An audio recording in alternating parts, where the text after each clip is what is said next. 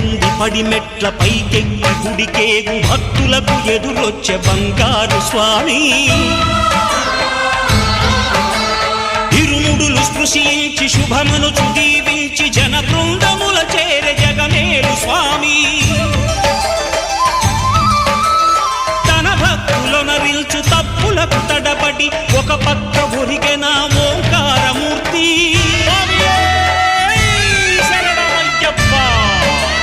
స్వాములందరూ తనకు సాయము కాగా ధీమంతుడై లేచే ఆ కన్య స్వామి